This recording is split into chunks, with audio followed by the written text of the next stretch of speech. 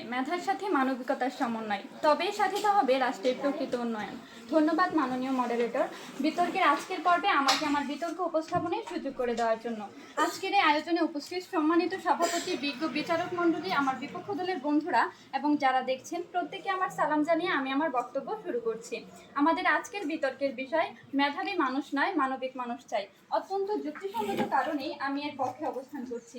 তবে হ্যাঁ, আজকের বিতর্কের পক্ষে অবস্থান করছি বলে এই নয় যে মেধাবী মানুষদেরকে তুচ্ছ জ্ঞান করছি, বরং প্রমাণ করতে চাইছে যে শুধুমাত্র মেধাবী মানুষ দিয়ে রাষ্ট্র কিংবা জাতির উন্নয়ন সম্ভব নয়। একটি জাতি বা রাষ্ট্রের সার্বিক উন্নয়নের জন্য প্রয়োজন মেধার সাথে মানবিকতার সমন্বয় সাধন। একটি কলম যতই মূল্যবান হোক না কেন, তাতে যদি কালি না থাকে তবে তার একেবারেই মূল্যহীন। ঠিক একইভাবে একজন মানুষ যতই মেধাবী হোক না কেন, তার ভিতরে যদি মানবিকতা না থাকে, মনুষ্যত্ব না থাকে, তাহলে সে কালিবিহীন কলমের মতোই মূল্যহীন। আমার দলের প্রথম বক্তা যখন মানবিকতাকে সংজ্ঞায়িত করে গেলেন, তখন প্রতিপক্ষের প্রথম বক্তা হয়তো মঞ্চে উপস্থিত ছিলেন ঠিকই, কিন্তু তার মন ছিল অন্য কোথাও। তাই তিনি বারবার ভিন্ন ভিন্ন সুরে একই গান গেয়ে প্রমাণ করার চেষ্টা করে গেলেন শুধুমাত্র মেধা দিয়েই রাষ্ট্রের উন্নয়ন সম্ভব, সেখানে মানবিকতার কোনো স্থান নেই। মাননীয় মডারেটর, যদি তাই হতো তবে কেন আজ পৃথিবীতে এত আর্তনাদ, চিৎকার, নিঃসঙ্গতা, অসহায়ত্বের প্রতিধ্বনি? উত্তর হতে দক্ষিণ, পূর্ব হতে পশ্চিম, মানুষের হাতে নেই হাত। প্রশ্ন রইল প্রতিপক্ষের কাছে।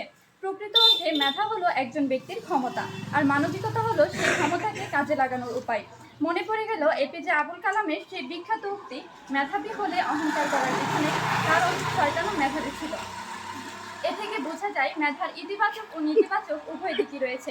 অর্থাৎ ব্যক্তি মেধাকে যেভাবে কাজে লাগাবে, মেধা সেভাবেই কাজ করবে। অপরদিকে মানবিকতা সর্বদাই মঙ্গল বয়ে আনে।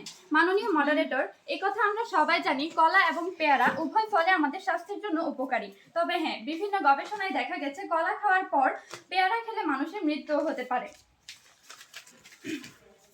ঠিক একইভাবে মেধাবী যদি লিপ্ত হয় অপকর্মে, তবে তা আশীর্বাদের বদলে অভিশাপে পরিণত হবে। জীবনে প্রতিষ্ঠিত হতে হলে মেধার প্রয়োজন আছে, কিন্তু মেধার সাথে মানবিকতা না থাকলে মেধাবী অথচ অমানবিক ডাক্তারের ভুল চিকিৎসায় মৃত্যু শিকার হবে হাজারো রোগী। মানবিকতা না থাকলে প্রাচ্যের অক্সফোর্ড খ্যাত ঢাকা বিশ্ববিদ্যালয়ের পড়ুয়া শিক্ষার্থীদের দ্বারা তুফাজ্জলের মতো ব্যক্তিদের খুনের ঘটনা ঘটতে থাকবে অহরহ। সবচেয়ে বড় কথা হলো, এই সমস্ত অমানবিক কার্যক্রমের নেপথ্যে রয়েছে বেশ কিছু মেধাবী মানুষ, কোনো মানবিক মানুষ নয়। এই সময়ে মেধাবী মানুষের চেয়ে মানবিক মানুষই বেশি দরকার। ধন্যবাদ মাননীয় মডারেটর, ধন্যবাদ সবাই।